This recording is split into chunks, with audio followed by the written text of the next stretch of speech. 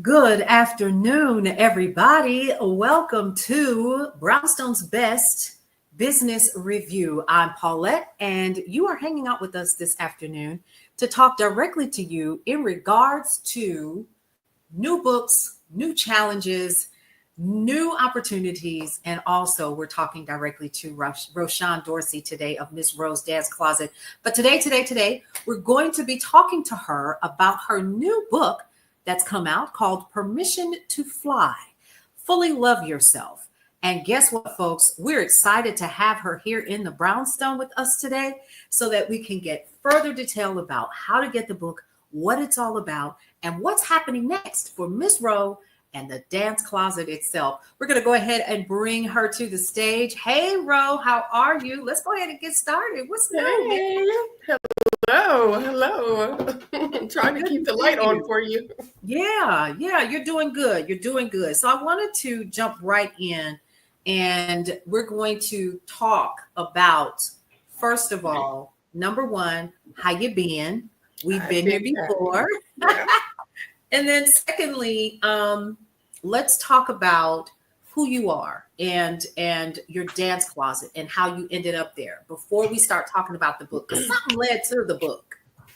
So let's talk about that. I'm sorry, my mom just walked in here, so I'm like, you got it.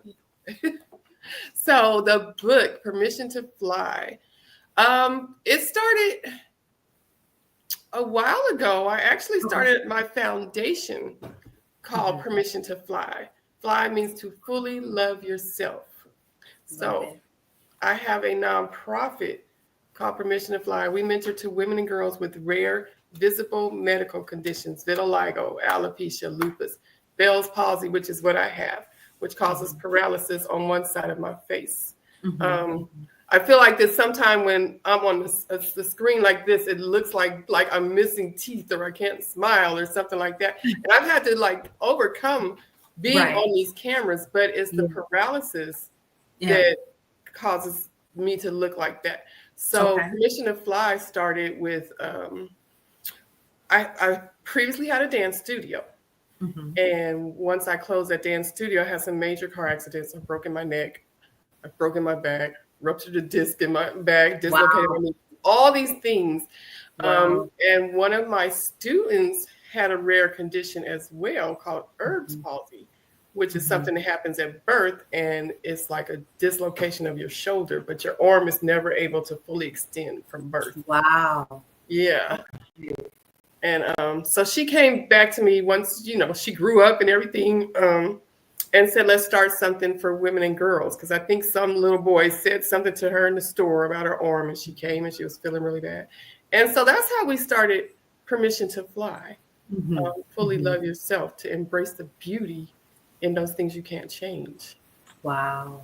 Yeah. I love that. Now you have done things with this particular nonprofit that you have. You've had events and things like that. So are those conferences, or do you just specifically focus on businesses? How exactly does that work? So Permission to Fly, again, is our mission is women and girls that are rare. We're open to everybody that may ever feel like that they have an issue, lack of confidence, anything that's going on with them. And so, again, we mentor through the performing arts. So we do a performing arts workshop every year, which is like a passion of mine because I am a former dancer. So we do a performing arts workshop that's open to anybody. And at the end of the workshop, we put on a show that empowers you about your uniqueness. Like everybody in the show has something rare about them. That's one of our staples. And then at the end of the year, we do a gala and a conference. I love that. Then we offer a scholarship. So the young lady that I started this with, Ashley, once we started, she was sadly killed in a car accident. Oh my God. Right after we got the organization going. So she never got to see it become what it is today. Wow. But we offer a scholarship to young girls in her name as well. Okay. And I created a word called perseverant. It's persevere and resilient. Perseverant. And Okay. Okay. that's somebody Okay. that is deeply unstoppable. When you're going through your trials and your tribulations and whatever it is, and us as women, we cannot stop sometimes. No matter what it is, it can be bills, No. it can be death, it can be illness, Yeah. it can be Mhm. whatever. And even though we want to stop, we Yeah. can't. And I could not think of a word that meant I'm tired, I want to stop, but I can't. I got to keep going. So I am Yeah. perseverant. Yeah. You Yeah. are Yeah. perseverant. Yes. Woo. And so Okay. we honor someone every year with a Perseverance Award I in love our that. gala. Yeah. I love that. So I heard you say that you shut down your dance studio and but you have the dance closet. I do. And you also so explain to me how all of this works, right? So like you have the dance closet, which is a place for dancers and perform folks in the performing arts to get their attire and some of their equipment, like shoes and other accessories that they may have, and my clothes. Okay, and so you have the physical location, and you also have the online location, and through your connection in the community. Now, you and I had a conversation before, real quick. We How do. long have you been at the location that you're at right now? I have been at that location 13 years. 13 years. So that means that you have built, number one, a relationship with the people who have come to you for years and years and years. You've probably seen young people grow up in front of your Grow up. face, Absolutely. right? Yes. And so what I'm hearing you say, because this is so important, especially as we become the griots in our community and the elders, if you will, in our community, the stories that we have heard over the years become a part, if I'm correct me if I'm wrong, become a part of what fuels Permission to Fly. It absolutely. Oh my goodness. Yeah. So I started as a dance studio, right? And because of the injuries from the car accidents I just spoke of, eventually I had to stop dancing. And so my thinking and thought was I just have to create a new twist to my dream, right? Yeah. So I opened Miss Rose Dance Closet, so it allowed me to still be in the community, allowed me to still be in the dance world, and then it allowed me a way to mentor even more because I wasn't competing with other dance schools, I right? see. Now I'm working with all these schools and all these kids and getting to know them in a whole different way. Mhm. Also, people that just come in and see me as a business owner and want to know, how do you do business? How do you run this? How do you do? So I'm mentoring in that way as well, which Wow. Okay. totally was not expected, but loving it. I immersed myself into our community. So I made a point to pick a spot for mostly brown and black girls because when I had my dance studio, I had to go all other places to find our stuff. And it was hard to find colors that matched us, right? So I'm on the, I immersed myself in the community, got on the board of directors for the city of College Park, all of that stuff. And like you said, some of the stories go into Permission to Fly because even though, again, I said our mission is rare conditions, but it's about embracing your beauty. Yeah. Right. And what's unique about you. So we have little girls that come in, and I have this one story, this little girl, she came in, she was probably like 5, right? Yeah. And she's a little darker than me. So she's kind of a chocolate coffee color, but all of the dancers at her school weren't black girls. So they're wearing different colors. And her mother wants her to wear her color. And she did not want it. She did not want to wear that color. She did not want to wear coffee.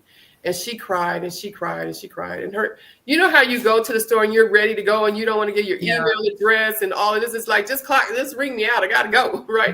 That's how her mom was. She's like, no, don't take none of my info. I got to go. But she went to the car and you could hear the baby just crying over these chocolate tights, these coffee colored tights. And her mom came back in and she's like, could you please talk to her for me? And that's where Yeah. we become the village. That's where I'm the village in the community. Yeah. That's what I've been doing for 13 years. You know what I mean? We are the village. So she came back in and my daughter was in there. My daughter was 18 at the time and my daughter's coffee colored. Yeah. And I said, well, Bree, you talk to her because you're more big sister instead of grandma, right? Right. Yeah. So she talked to her and she was like, this is what I wear and you're beautiful and all of this. And right at that time, another young lady that we didn't know walked in the store.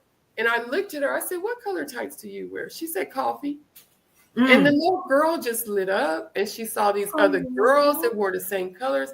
And then she happily took her tights and went to the car and went to dance with her coffee tights on. Do you know? That's what I'm talking about. Yeah.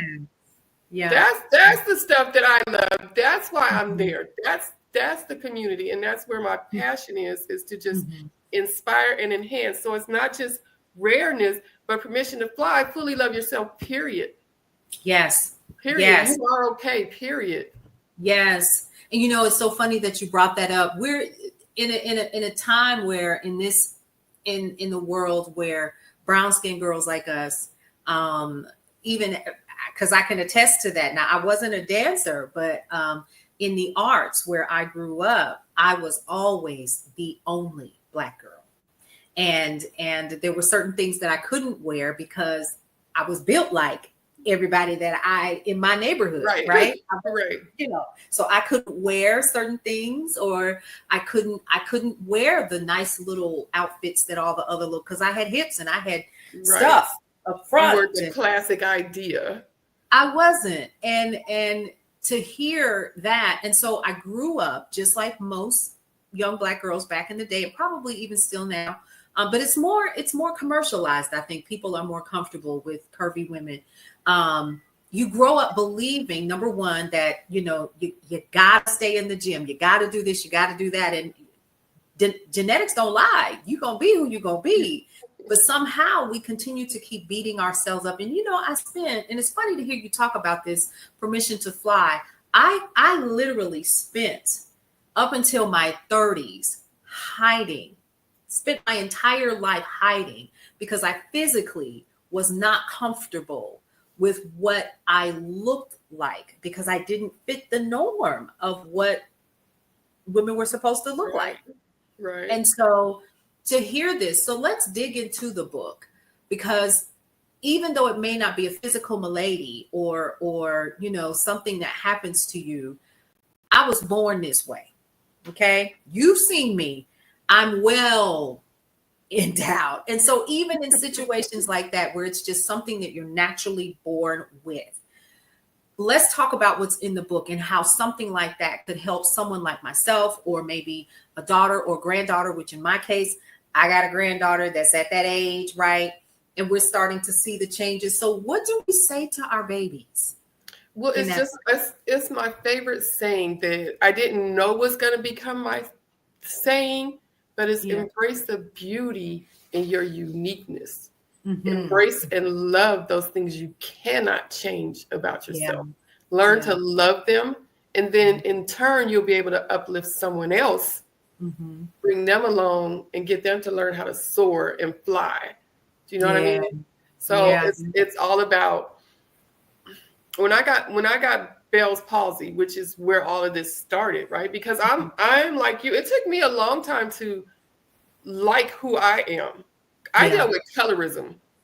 You know what I mean? Before I had the Bell's palsy and anything like that, it was colorism. My prayers at night, my mom is light skinned, my dad is dark. My prayers at night was, God bless my pink mommy and my Black daddy, right? That's how, because it just, all I saw was color. And to me, I grew up in what I call superficial California. So they wasn't, and back in the day, you know, big butts wasn't the thing back then. No. Definitely not in California. So, you know, I was just like that little dark girl. Yeah. You know, somebody called me dark and lovely once, and I think that let me float. I was like, they saw me. Do you know what I mean? They saw you. I love it. And dark and lovely became the thing for me. So in the book, we're telling you how to look in the mirror, and it's not about what anybody else sees.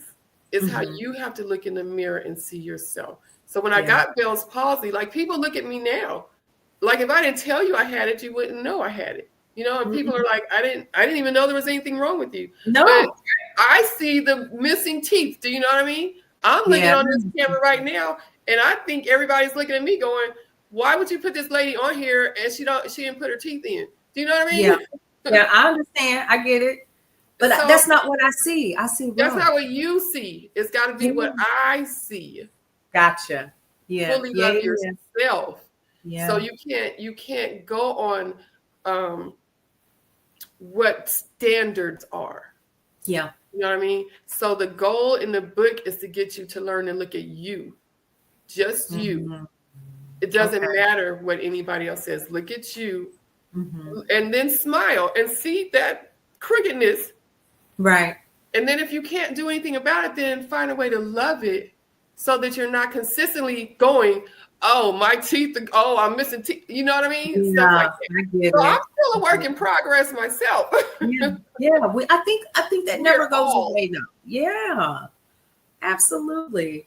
And it's so funny that you bring that up because it's a step-by-step process, isn't it?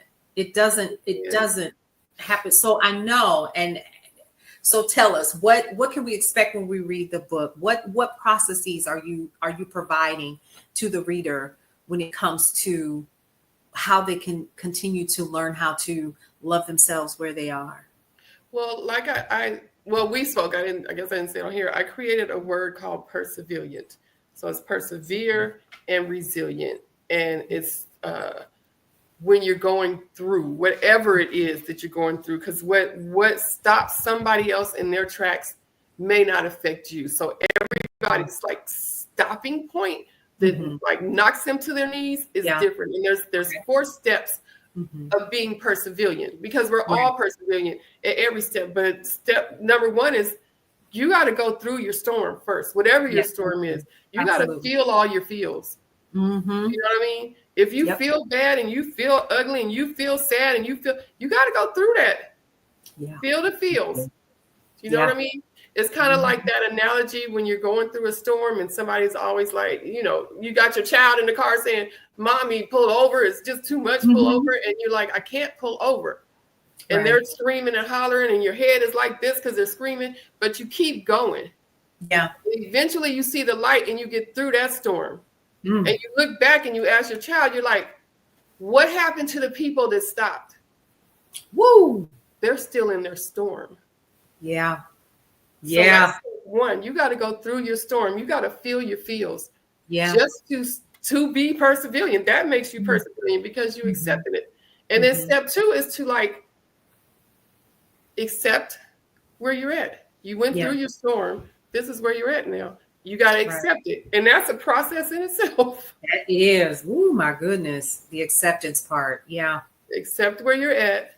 Yeah. And then step number 3 is start to live again. Start to live in this new you, this whoever you see in the mirror, this new you, or this person that you finally accepted. Then start living as that person, living in who you want to be.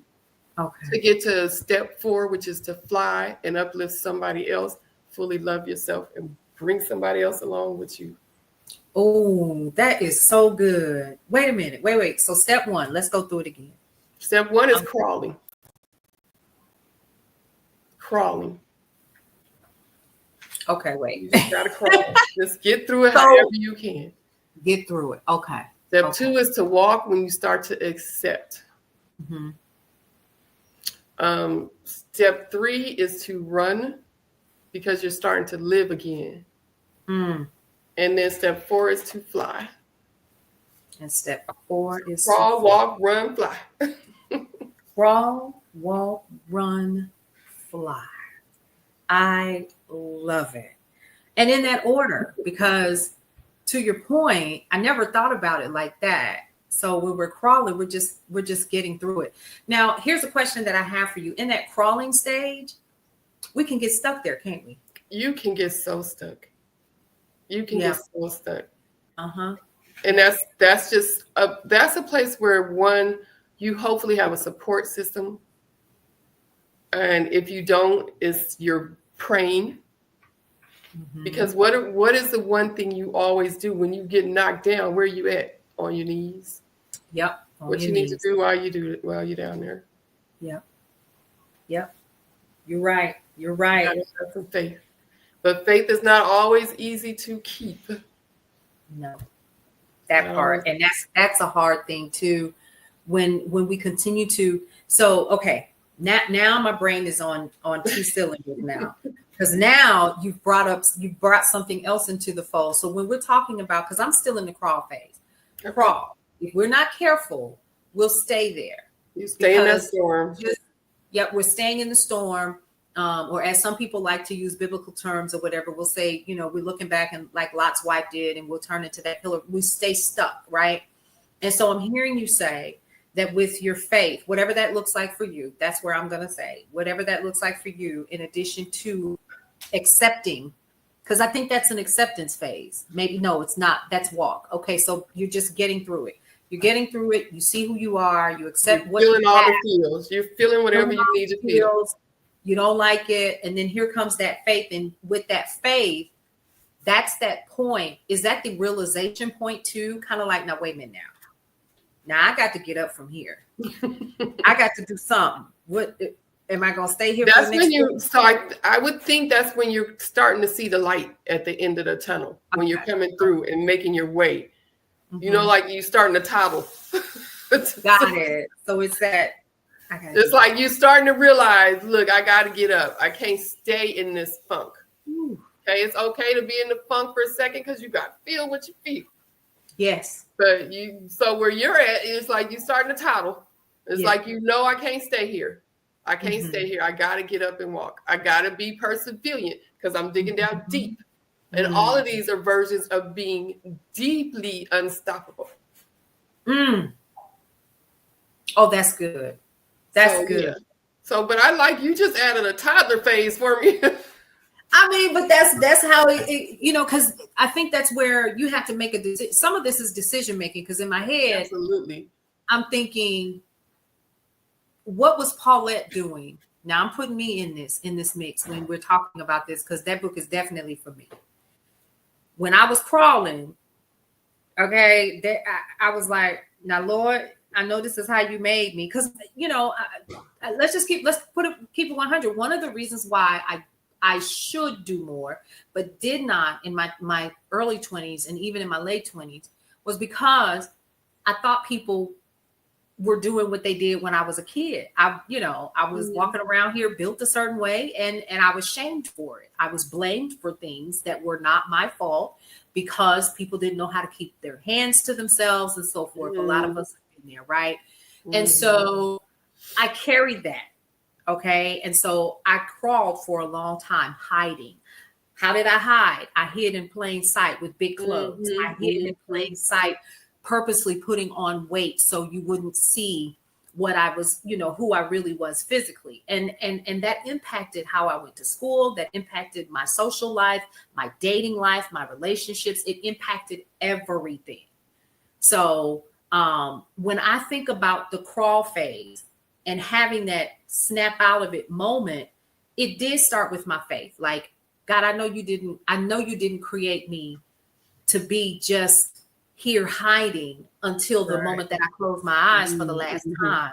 You got to show me something else, because this ain't it. I'm not happy, and I'm hiding so everybody else can be comfortable and feel okay around me. And then so when I started to toddle, I would poke my head out like a little turtle every once in a while to kind of yes. And then I testing it out. Yeah. Because you did go back to your comfort zone. Yeah, like, ooh, okay, I made it. Yeah. Okay. And then I said, okay, well, maybe it's okay for me to come out here and walk just a little bit through this phase. And so that's where that walking, and then, I could look in the mirror and accept that this was the way that it was. All right, now, let's go buy some clothes and stuff that's going to fit. Right. All it is. Right. I'm so glad that this is a thing, because you know what, Ron, nobody's talking about this. I'm loving this conversation because you're showing me that you're confirmation for me right now too. That my analogy makes sense to people. It does. It absolutely does. Yeah. Because women like me, I've seen it time and time, and I even see it on social media, right? So like the inboxes and the comments that I receive, and I don't know if you get any, but I do, because I'm constantly on social media all day. And so I am not fearful any longer of showing my full figure. I don't care. You go, this who I'm is, this is what you gonna get. So, okay, I'm cool with that. But at the same token, the inboxes come. You ought to be ashamed of yourself. You should hide that. Or I don't see how you could do something like that. Your husband should be ashamed. First of all, boo, I'm not married. And even if I was, that's none of your business. But I'm sorry you're getting those. Oh, it is ridiculous. And it depends on which platform that I use the most. And it's disappointing. Yeah. Because it's from us. It's from women. Yeah. It's never from men. But I've learned in that. See, here's another aspect that maybe this is helpful for you. Your book is necessary not just for women or individuals who have these physical. It is women who have to learn how to love themselves. Those are the women that are inboxing me. Yes. This book is not just for rareness. You're right. It's not just for accepting you. It's kind of one of those things that one of the things I want to do is get out and speak to like HR or corporate to learn how to talk to people that walk in for an appointment and they don't look like you. There's something different about them. So you need to teach people how to act. Do you know what I mean? Yes, I do. So don't be like, right. Teach your corporate people, your interviewees or whatever they are, how to respect people that are different, that don't look like you, that aren't the standard of whatever. Do you know? Yeah. And so the book is for them too. Yeah. You're absolutely right. It absolutely is. And there's lessons in there in the book for how to act and what to and how to say and how to get through. So there's lessons in the book. But another thing that you said that is one of the main reasons that Permission to Fly exists is that we're helping younger girls, so they're not our age, just learning to love themselves. Yes, absolutely. You know what I mean? Don't wait till you're got kids and it's like we want you at 13 to be lifting up your sister right next to you, just feeling like, and so I did a workshop once with some teenage girls and I asked them all how they felt about themselves and what they thought looked different. And the things that they were saying, like one girl, she was just, I think she thought her shoulder was higher than the other side, right? Nobody could see it, but it made her not want to dance because she thought everybody was talking about her. And all of her friends in there were like, what? Right. You think you're like this amazing dancer. What are you talking about? Yeah. But she was hiding in a shell. Yeah. But after that class, all her classmates were like, girl. Right. Yeah. They didn't even know that she was even thinking anything like that. But she's been sitting there in her shell. Yeah. Because she thought she looked so different. Yeah. Which it wasn't anything anybody could see. Right. So that's what Permission to Fly is about. It's like, I want to get the girls here, and then I want to get the women that are here, my age, that are still in their shell. Yes. And it's a process, if I can even get you just to start peeking your head out. Yes. Yeah. Yep. You're not stopping. You're still going. Yep. You're still going. And that's so important because guess what? You still got breath in your body. Okay. Which means you got some living to do. You got some living to do. And that's important. Yeah. And the impact. Let's talk about that because with the workshops that you do and the gala and the awards with Perseverance and all of that, the impact that just you yourself with living by these principles, you may never see. There's going to come a time where we will have not physically gone on, right? But we've moved on to the next phase of our lives, and not ever really realizing the impact that we've had on other people. And I know if you're anything like me, which I'm sure you are, you're not doing it for that reason. It's literally because you don't want other people to waste their lives, whether they're young or they're middle-aged or they're older. If you still have breath in your body, there is still something that you should be able to give right, to this world, even your own life experience, not just to others, but so that you can embrace and enjoy the life that you're here to live. We don't talk about that enough at all. We don't. And so I'll say this too, with my dancewear store, I found myself getting drained and tired and stopped working, and this whole woe is me at a point, right? And then I reached back and I was like, you can't be like this. And I realized I'm not operating in gratefulness. Once I stopped being sulky and just operated in, your store is here. You got a customer today. It wasn't empty. Somebody came in. Do you know what I mean? Yeah. If you start operating in gratefulness, then, and sometimes when I wake up, I literally just smile, and that just feels different than not smiling. It's like, even when I'm like, just smile. Do that to myself. I'm like, just smile. Do it. Yeah. And it feels different when you wake up, and that's just what I got to do. So I think that Permission to Fly is, I created it for others, but I need it just as much as everybody else. I love that. I'm a member of Permission to Fly because we're all a work in progress. Yes. It never stops. It never stops. I need my people too. Yes. I love that. I love that. Let's go ahead and pull up this image again of the book itself. Once again, it is called Permission to Fly.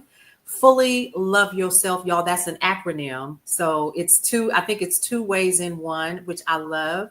By Roshawn Dorsey, also known as Miss Ro of Miss Ro's Dance Closet. I absolutely love that. Let's talk about where we can find you. So, of course, we know the book has a website, right? And there it is. Roshawn.org. I'm starting Roshawn.com. So I'm excited about that. So you can get it there, and you can get it at MissRoseDanceCloset.com also. Excellent. So there it is at the bottom. And Amazon. Yeah. Oh, and Amazon and Kindle, folks. Let's talk about that. So you can get your copy, and you can start learning how to crawl, learning how to walk, how to run, and then how to fly. And what I love about it is, listen, she already danced. Come on now. So one of the things that I really also enjoy about the 4 steps, or the 4 processes, is it's okay if your wings close down on you. Because you can always go back to the beginning. You can always go back and stop. So I use this analogy when I speak, and I'm like, stop. When stop comes to your door, what do you usually do when somebody knocks on the door? What do? You look out the window, or you look out the people. Right? First thing. But when this kind of stop comes, you just open and boom, it knocks you down. Right? Yes. And again, everybody's stop is different. So I got stopped with Bell's palsy, and I learned to fly. But then I got stopped. The door, somebody knocked on it, and then said my daughter-in-law Ashley was dead. Do you know what I mean? So your wings was clipped in, right? But I had to learn how to keep doing this, because if I let this die, then it dies with her. Yeah. Yeah. Yeah. So initially, I wasn't the face of the organization. I didn't want to be in front of all of this. I did not want to Yeah. do this. I didn't want a TV camera in front of me, a video Mhm. camera, Yeah. I didn't want to be up front because I had lost my smile with this Yeah. Bell's palsy. Mhm. But then when she left us, I had to become the face. And I Mhm. had to learn to Mhm. crawl through that and walk through that and run to where I could fly and then eventually write Yeah. a book, you know.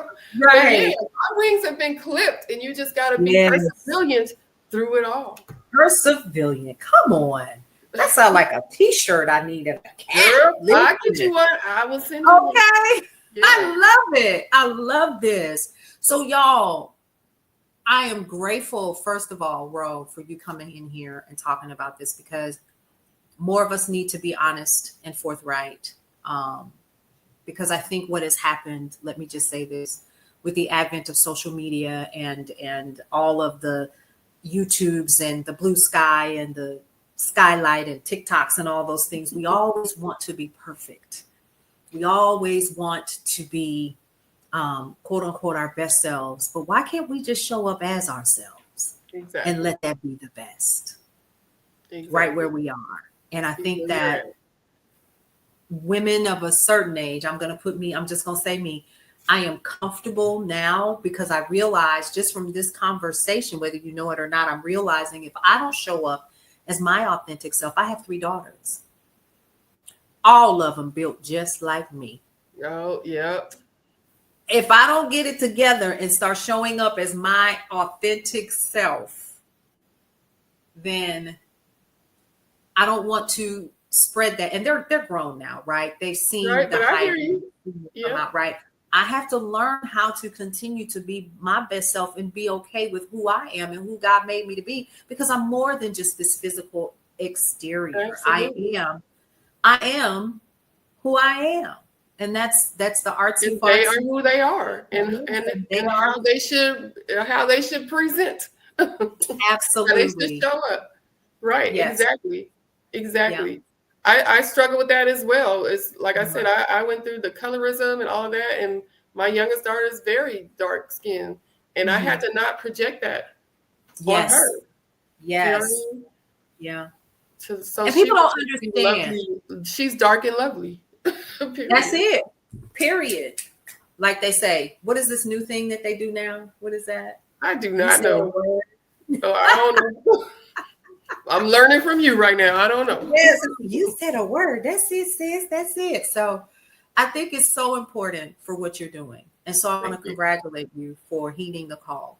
Thank you. Um, Appreciate it. for Thank you people for like having myself me. and others. No, it's an honor. I am always honored to hear the stories of the people that are doing the work that we don't hear about, but we should, because you're doing the work. You're doing the work deep in your communities. You're doing the work in honoring those who are having these moments, and we're not talking about it. Um, and you're opening up a doorway for people to be who they are and be okay with that. Be okay with it. It's okay. And I love that. Okay. Yep. That's Do the you have goal. any last words for us? Fully love yourself.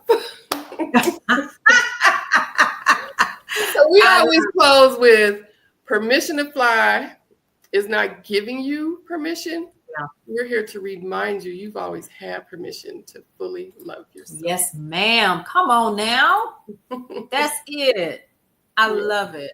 I love it. I'm Thank so you. grateful for you for having me here. I thank you so much. Yeah. And as always, y'all listen, make sure that you head over to Miss Rose Dance Closet, also Roshawn Dorsey .com. You can also head over to, hang on just a minute. Let me go ahead and pull that You up. can pick the book up at my store too. Oh, see, now y'all can go over to the store. You can go Miss ahead and Rose get it. Dance Closet on Main Street in College Park, historic College Park. Come get it. Historic College Park. See, I want to say it like I'm from College Park, but you know. No, we're I've in the been historic. We're not College Park. They get mad No. when you say that in historic College Park. Oh, when they say it like that, like College Park. That shows you I've been in Atlanta a long Yeah. time. But yeah, so I love it. I'm gonna have to make a swing through. But yeah, most definitely, I am excited for this book.